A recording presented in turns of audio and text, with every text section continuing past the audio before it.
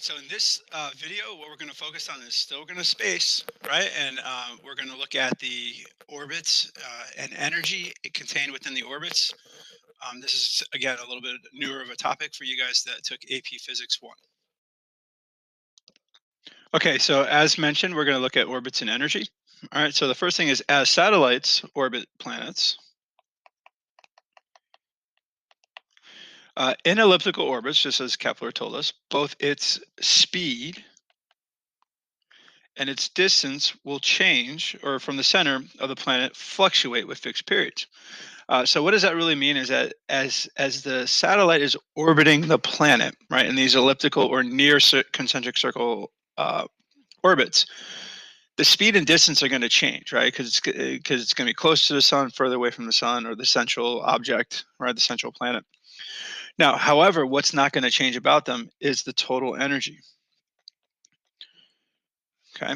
So the kinetic energy, again, will always be given by our simple 1/2 mv squared, right? And it's this v that's going to change and fluctuate. All right. Now, the gravitational potential energy uh, is going to change now because we're going to use the Newton's law of universal gravitation. So we're going to, again, we've talked about conservative forces. All conservative forces have a potential energy, right? And so remember, F equals negative du. I'm going to call it dr because in our equation for Newton's law of universal gravitation, sorry, I didn't finish that, we have an r and not an x. Okay, so so this force is going to be really integrated, right, with respect to r. So we're going to say negative integral, the negative integral of force dr. Okay, and what force are we going to plug in there? Well, we're going to plug in Newton's law of universal gravitation. So m1 m2 over r squared dr. And really it just comes down to be g m1 m2, right? The integral of r to the negative 2 dr. Well, that just ends up being negative g m1 m2 over r. And so this is the universal gravitation, or excuse me, the gravitational potential energy based on Newton's law of universal gravitation. Now, remember, the r in this equation actually now becomes what we refer to as the orbital radius. And basically, the orbital radius is the radius of the planet plus the height. Because what you're going to do is you're going to compare it, or you're going to say the satellite is so far off the Earth. So if this is the Earth, the satellite's here. This height, but remember, it all originates from the center of the Earth. Okay. And so that's why it's going to be RP plus H, right? So RP is the radius of the planet. And H is the height off of the planet.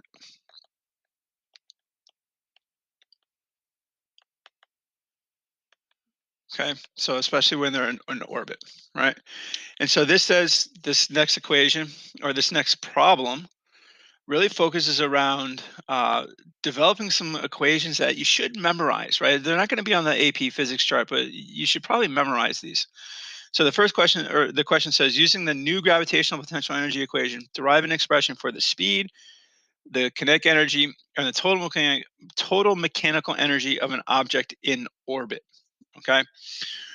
So the speed, what we're going to do is we're going to do our circular orbit, right, equation, not integral. Really want to use calculus in this class, but sometimes you just have to do some basic algebra. And we've seen this calculation before, or this derivation before. And so this mass will cancel one of those masses.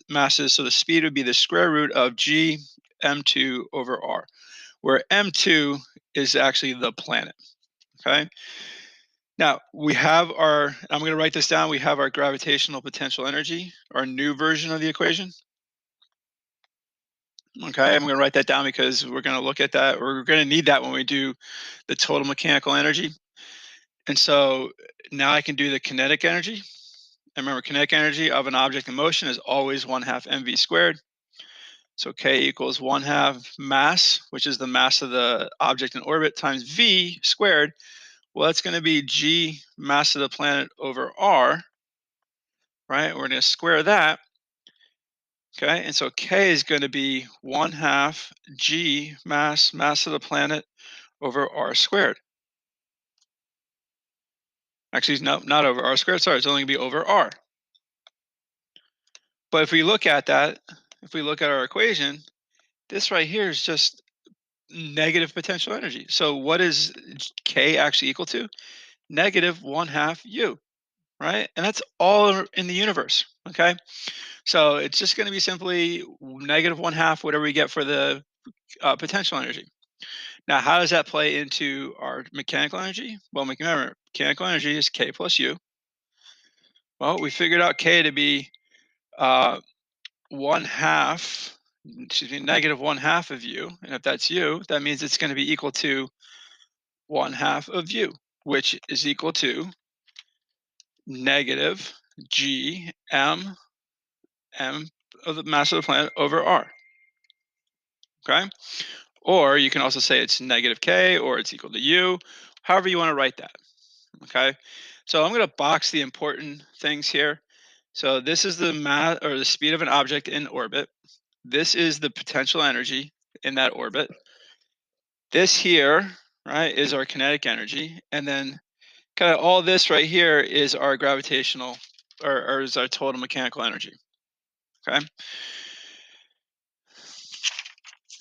All right. So one other thing that you could see potentially on the test is what is called escape velocity or escape speed. And so the minimum initial speed for a projectile to leave the atmosphere of a planet is what we call escape speed.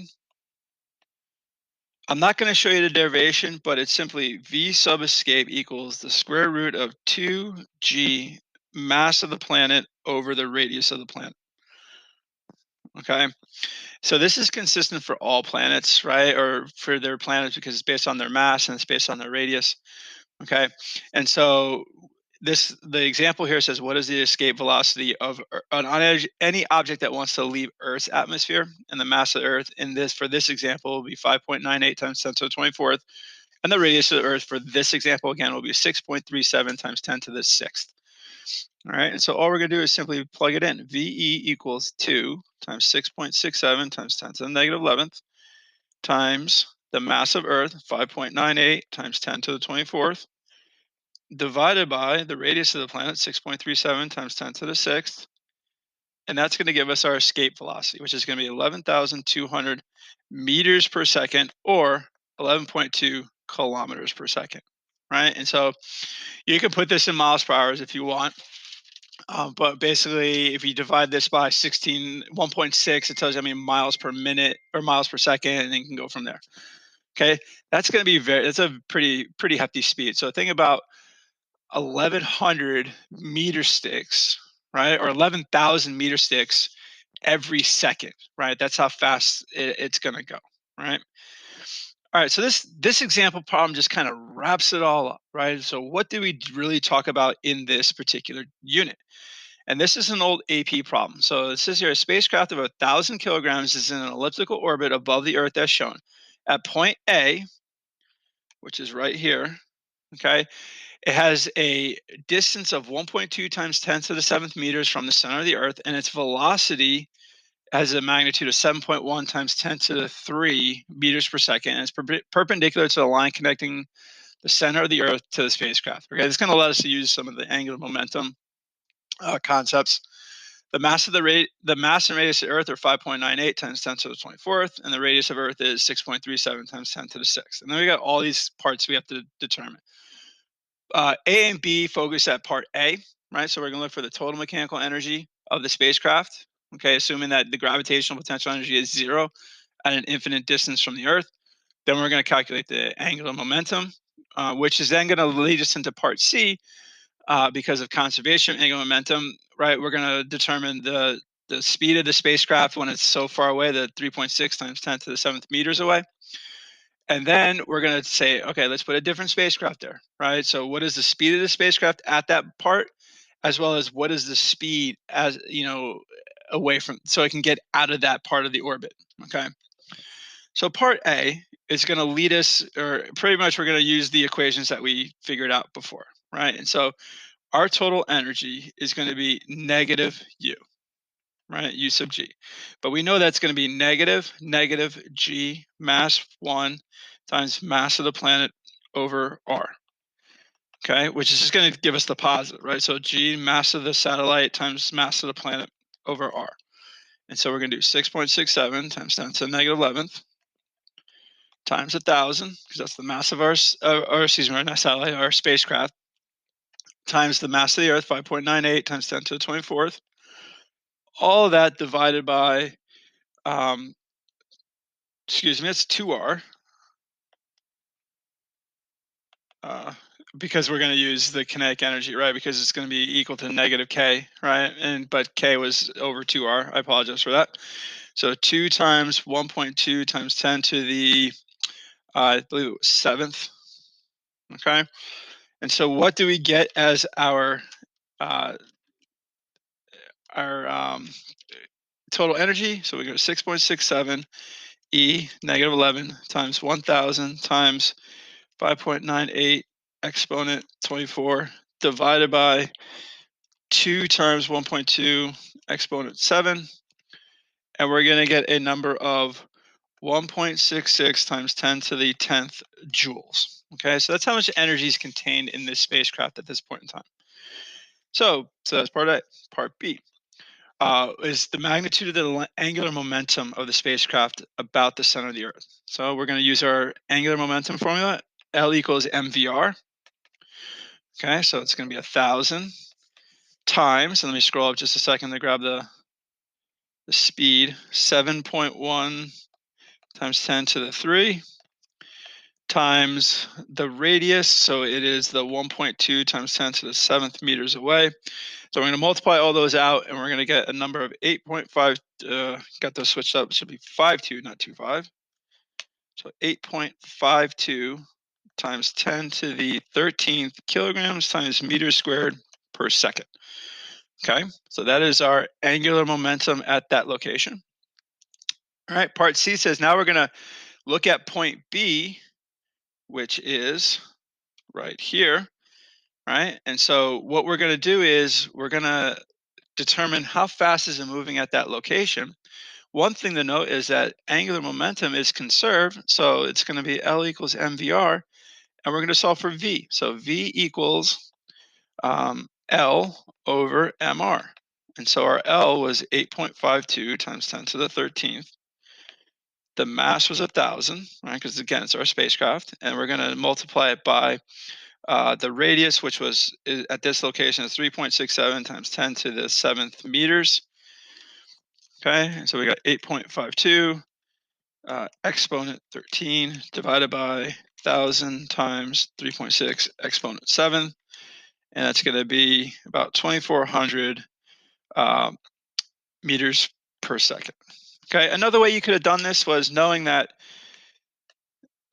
R2 is 3R1, right? And so if I look at that, V and R have inverse relationships. So if R went up, V has to go down. So that means that my V2 is going to be 1/3 V1. If I do V2 equals 1/3 times 7,100, should be a 3, not a 2, sorry. So 1/3 divided by 7,100 or times 7,100, you get the same number, right, of approximately 2,400 meters per second. Okay. Part D now is we're going to focus on a separate spacecraft, right, of different mass at a distance R away.